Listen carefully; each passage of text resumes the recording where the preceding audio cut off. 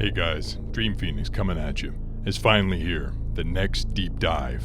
My apologies again that it took this long to get to you, so let's get into it.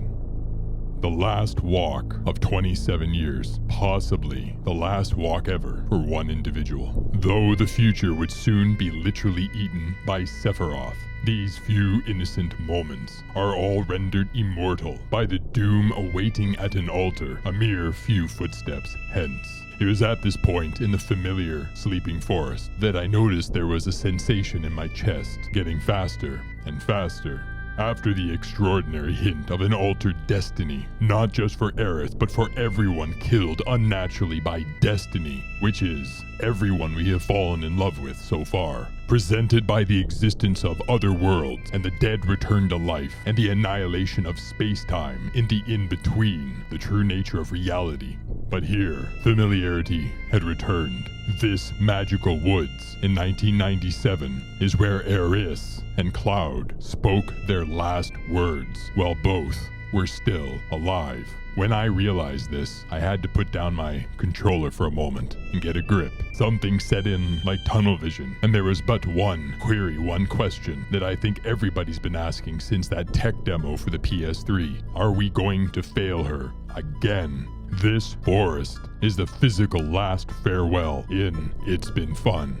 Herein, this foreshadow of tragedy, multiversal truths are emblazoned before our eyes. We masked benign gods witness the visceral struggle between dark and light, and how the field, the energy of each affects the particle called space-time, or reality, or life. We observe the difference in how each Omni Half-Cetra views free will. When Aerith does not even ask for holy, she waits for Cloud to choose, authentically choose, to give it to her, despite it being critical for saving the whole cosmos. Whereas at the temple, Sephiroth offered Cloud the barest modicum of decision, the technicality of choice, allowing for the raw power of it. They both wish to break cosmic law, and yet do it in such different ways. We directly observe memory transfer in effect when Aerith takes a fully functional holy, touches it upon an empty one, and the divine light moves from orb to orb. This is immaculate as a means of explaining what is happening on the dream date, and how normal people like Wedge can have future memory, and Zack's plight in general throughout all of Rebirth. There are not multiple versions of anyone. There is one of each person whose consciousness manifests bodily on these many worlds. But what one body learns, the others can or will know. The memories define the person, not the body. We observe this most viscerally and emotionally with Aerith. Compare her in Remake to Rebirth, to again on the dream date. This will be explored far more in a future deep dive. In addendum, this consciousness transfer has a peculiar side effect, a rainbow. How strange, since in Final Fantasy VII a fully functional holy was present throughout.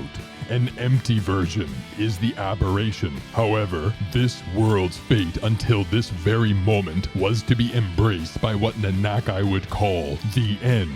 It would be the end, because when a brave flower seller was murdered, no fully functional holy would drop into the water below, and thus Meteor could not be stopped. However, the great light materia has returned, so the critical future memory of destiny is in limbo once more.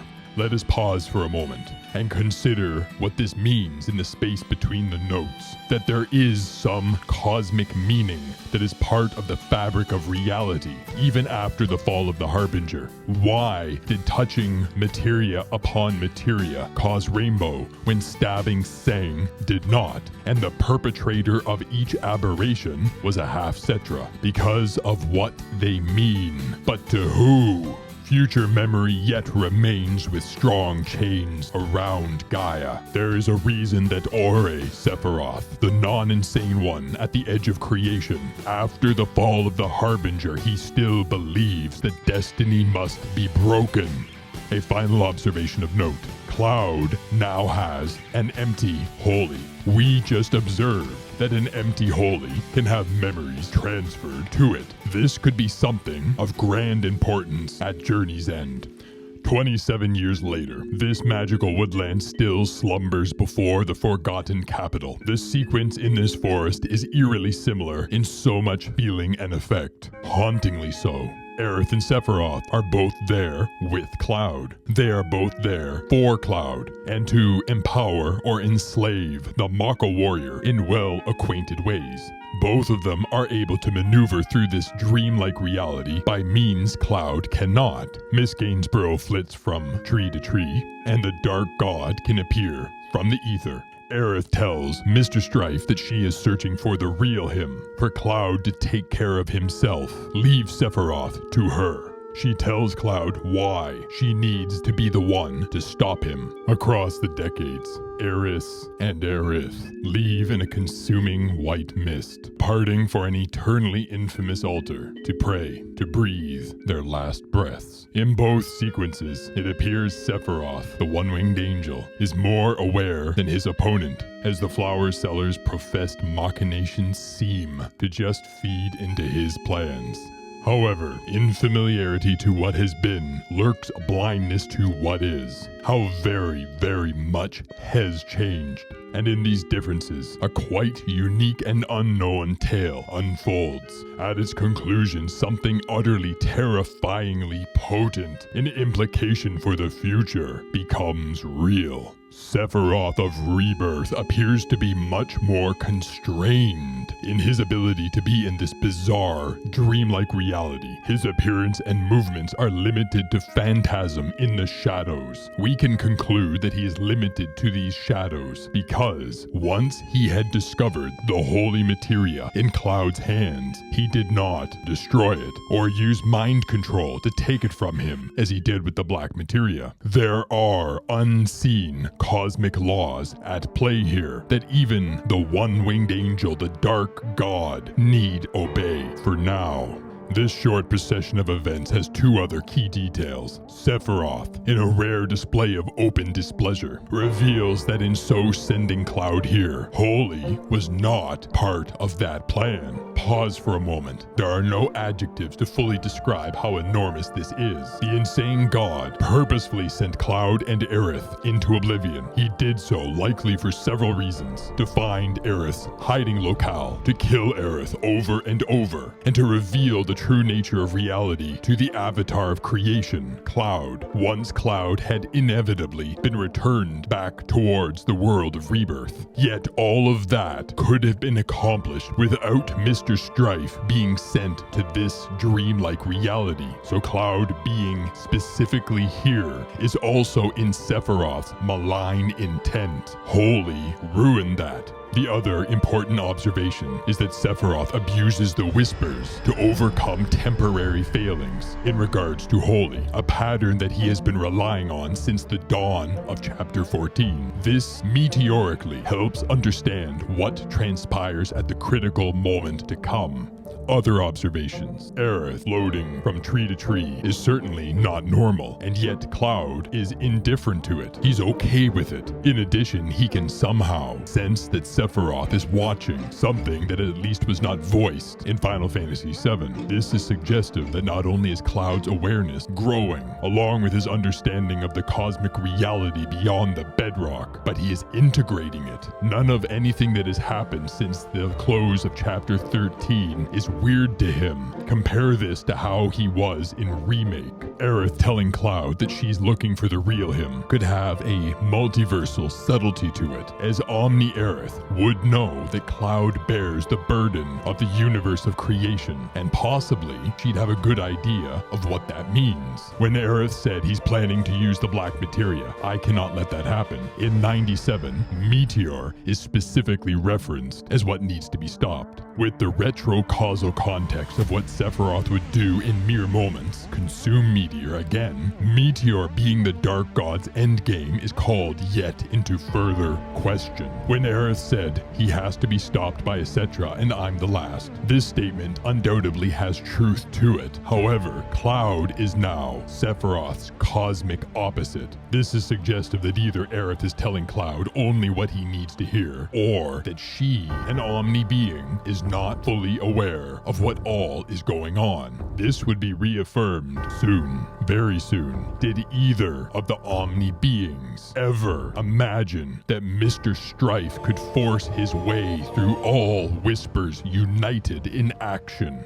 Much of Aerith's words, such as telling Cloud to leave Sephiroth to her, that she can handle him, have a radically different meaning in 2024. When Aerith said this, she had underestimated her foe. Aerith believes her time is almost up. So does she believe that her sacrifice will stop the insane god. One final tearful observation of the sleeping forest. In Final Fantasy VII, Aerith was not running off to die. She made plans for the future and was not ideating on sacrifice being part of her move to stop Sephiroth. Aerith said that she will return. In Rebirth, Aerith did not say this. Aerith is planning to die. When white mists consumed the tragic Half-Cetra decades ago, we all thought we had 2 more CDs with her. In 2024, we now know we didn't have 2 more hours.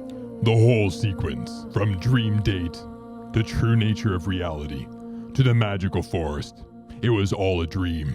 A fully functional holy is seen from Cloud's perspective. From the unmanifest comes the manifest. Both Aerith and Sephiroth rely on Cloud to give them holy and black materia. Cloud, the avatar of creation. A burden we do not know the full power or terrible weight of, but at journey's end, we will undoubtedly and irreversibly find out.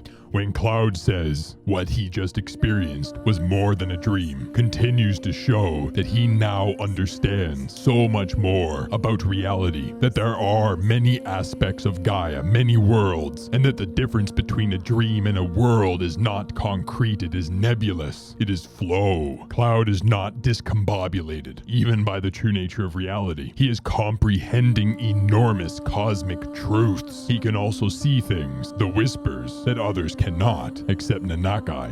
This is the final walk of the free, where this deep dive got its name. The last time in Rebirth, and possibly the whole anthology, that a cosmic and personal war is not being fought. Each hero has a very important brief conversation with Mr. Strife, an indicator of where their relationship is at, and whose bliss or whose trauma is carried into the ending, and is what awaits in 2027. These are the last footsteps where relationship is the central theme, not cosmic odyssey and struggle for survival, and whose reality can you trust? After this brief respite, a phantasmagorical sequence once again. It seems that all is part of the Dark God's plan. Standing before his majesty is pointless. Sephiroth repeats the cryptic line, "I'm waiting, Cloud." Reinforcing this bizarre obsession with Mr. Strife, that in the context of what's familiar, the continuity of Final Fantasy VII makes no sense, as Sephiroth already has the black materia, and he cannot conceivably still need Cloud for his memories anymore. He is transcendent. The reunion proper has begun, and unlike in Remake, this portal opened allows rainbow light, the symbol of creation of something meaningfully new. The Dark God uses this raw potential to form Stygian substance, a horrid portent of what Sephiroth winning would look like. Other observations on this momentous sequence. Genovaroth, who can fly without wings as he did in Final Fantasy VII. When worlds merge, It's exactly as this is spoken that the one wing appears. Watashi, the insane Genova puppet, and the one-winged angel, who used to be a separate aspect of the fallen soldier, visibly, viscerally unite. And this is part of the Dark God's plan. Perhaps one of the most wicked parts. It is this same forced, ruinous amalgamation that presages what will happen to Awry Sephiroth, the mysterious outsider, and all memory dream worlds he is in should the reunion complete, because there would be no other worlds, no other memories, no other Sephiroths, just full-form Genova and a completely insane Dark God with unimaginable powers. However, there is a peculiarity. Something is not quite right. Why is this sequence so starkly similar to what happened at the end of Remake, and why is it happening right now? This reiterates the 4-year-old query. What did happen at the end of 2020's Hollowed Journey? Whatever all occurred inside Singularity, it has since become blatant that Sephiroth consumed the Whispers in Remake, which is what has granted him much of his increased powers and freedom in Rebirth. But what of Meteor, that was also consumed in Remake? Meteor, the prodigal future memory of a world in which all paths of all peoples pass through. Any moment of time before Meteor, irreversibly, intractably, must meet this conclusion. It is a to be or not to be for a whole world. If Meteor struck Gaia, everyone dies. If Meteor is stopped, destiny, or the defeating of it, continues. The ultimate nature of this future memory is why the one-winged angel consumes that moment in particular. Consuming Meteor is consuming the future. The question remains, why do this? Isn't summoning this same destroyer of worlds what all of his machinations amount to? Familiarity with what was can be dangerous to what is. Other than a single line, as Omni Being addressed Omni Being in the temple, nothing Sephiroth does or says lines up with this end game that we know so well. Everything else that has happened since the bird with black feathers flew towards Midgar has been about reunion. In the true nature of reality, the insane god revealed that his intention for Cloud is for Cloud to succumb to despair and become a robed man as part of the reunion. Presumably, Cloud would fall to such despair because of what happens at the altar. And yet the question remains, why do this? Power is the reason for consuming Meteor. In Ever Crisis, the most potent way to increase the power of any hero is to unlock their memories. This is perhaps why Sephiroth wishes to consume memories, something that was also witnessed in macabre fashion in the true nature of reality. Why not eat the future at the Temple of the Ancients, which is a markedly similar moment? Why now? How does doing so at this point in time feed into the Dark God's end game? After the critical observation in the magical forest that the Dark God was not planning for a fully functional holy therein, a most likely contender for why the Dark God has chosen to eat the future and why he did so now and not at the temple, arises the great holy materia. The Beagle timeline now has the opposite to the black materia. Meteor can technically be stopped. If Meteor is stopped, destiny, the D word that all versions of Sephiroth, Watashi, Awry, any combination of memory, all align to terminally contest. Whatever did change to cause Sephiroth to consume the future, the Dark God still needs a singularity of emotion. The emotion he chooses is lost to unite the worlds on for a planet of darkness. And this emotional singularity always has been the altar where Cloud loses a part of himself. What are Aerith and Sephiroth's end games at this point? The end of Rebirth, the climax of the Remake Rebirth anthology, before the critical moment in the final battles. It seems as if Rebirth Aerith, with much of Omni Aerith's awareness, has submitted to her soon-to-come murder, and history is about to repeat itself in a most sorrowful way. A 27-year-old question to be answered with the worst of fears. Sephiroth wants her to pray. He said this, and he did so after knowing she has a fully functional holy. He is very aware of what happened in Final Fantasy VII, so it seems inescapable that her sacrifice won't achieve her the same results as in 97. A dreadful conclusion, reinforced by so much of what has occurred since Cloud leapt off that bombing run train. So why is Aerith running into the Dark God's trap? Perhaps she has a countermeasure of her own to spring, or perhaps she does not know she is in a trap, just as Omni Aerith did not know about reunion and forever at Destiny's Crossroads. What are the end games of these half Cetra, and how does Cloud, the unknowing avatar of creation, fit in? Initially, Cloud and party are met with white whispers, and if these beings of unknown loyalty are assessed, it says they oppose those who resist the inevitable, which heavily suggests that they act on the behest of Gaia and not Aerith, though they will respond to Aerith's influence. After defeating the White Whispers, to gain the necessary context for what is about to happen that redefines nearly everything, let us skip ahead of Sephiroth abusing his slave whispers yet again, in this case the creation of an ephemeral wall. Let us skip ahead to the quiet before the storm. Everything leading up to the critical moment is a clue that something is very different 27 years later. If only we masked benign gods knew what to look for. Individually, each datum is curious, but together they are eureka. After Cloud enters a scene of infamous sadness, several White Whispers sneak through as well. A moment previous, they can be briefly seen, speedily taking advantage of their opening. It seems that Sephiroth was capable of keeping the forces of Gaia out, of keeping them away from his prey. It also seems that the forces of cosmic law wanted to get through Sephiroth's wall of evil, but could not. This is just revealing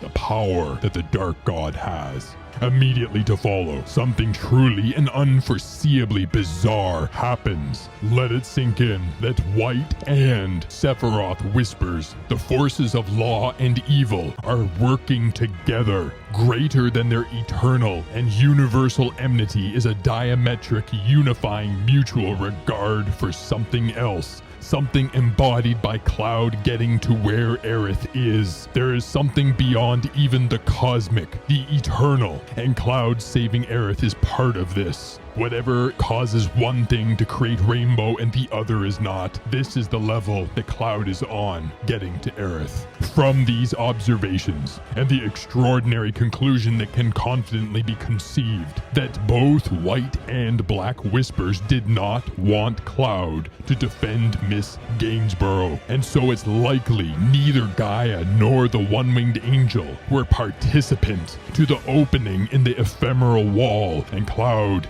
getting through it. So then, what occurred to allow this world, this planet-changing accident? Let's rewind to a very familiar scene. Even Barrett, beleaguered by all that is happening around him, he recognizes the similarities to Destiny's Crossroads, to which this literally is again, except instead of fighting Destiny with a capital D, embodied as the Harbinger, they are directly fighting Destiny, where 3 of 4 forces are aligned that Aerith must die because of what happened in 1997. Evil, fulfilled by the insane Sephiroth. Law, cosmic law, fulfilled by Gaia's White Whispers. And the greater good, embodied by Make-'em Bloom. One need only look at what Aerith can do when she is not trapped in a body to understand why sacrifice is part of her plan. Against them are the forces of freedom, good as seen by mortals with limited lifespan and awareness. Mortals that life and law used to be based around, what used to give life to the law instead of future memory. People used to live and die based on their actions, not what happened decades ago, not on the whims of an unknowable something that chooses what creates a rainbow. What hope has this one force against the three, especially when one of the three allies is now a dark god. The hopelessness of this struggle can be viscerally felt as Nanakai, Barrett, Tifa all attempt to find a way through to save their friend. Aerith being brutally murdered, as she was in Final Fantasy VII, was what was supposed to happen. Nobody was supposed to be by her side to at least try to defend her. Cloud, he doesn't know what a dark blessing is. He doesn't know how he fell from a mountain and only scraped his knees, or how he broke the laws of physics and gravity and defeated a fallen hero. He doesn't know why Omni beings are so focused on him, or how he is able to make manifest the unmanifest, or what a universe of burden is, or that it is. But some part of him is starting to figure it out. Cloud spoke, unbidden and without plea. He commanded, and reality leapt to his intent. 3 black whispers respond and create a wormhole not of dark, but of light. His facial response tells the story that even he is aware of what happened, though he cannot explain it. As the wormhole begins to shrink, friends keep it open with their love, despite being assailed. The Mako warrior did not consume any whisper. He does not have the black materia on him, and he wields only an empty holy. And the dark god's slaves acted against the dark god's wishes to respond to Cloud. Cloud's strife has become, for better and inevitably worse, a something far more than the bounds of words or physical form can describe or contain. 2 Sephiroths, 2 Aeriths, all heroes rely on him for the fulfillment of their survival and chosen destinies to break destiny. Cloud's strife is the cosmic rival to Sephiroth. Perhaps he always was, and Sephiroth is a god. As this moment winds down, it's as if this whole sequence leading up to the critical moment is a holistic seek and ye shall find, pulling back of the curtain as irrefutably Cloud is burdened by something beyond what any and all mortals can handle. How beyond remains a question, to be answered in impossible fashion very soon, along with another ultimately important question, nearly 3 decades in the make, at an eternally infamous altar, where the eyes of all those taken by destiny before their time watch on. Cloud's only saving grace is he does not know how many eyes are upon him. Imagination adventurers, I bid thee adieu.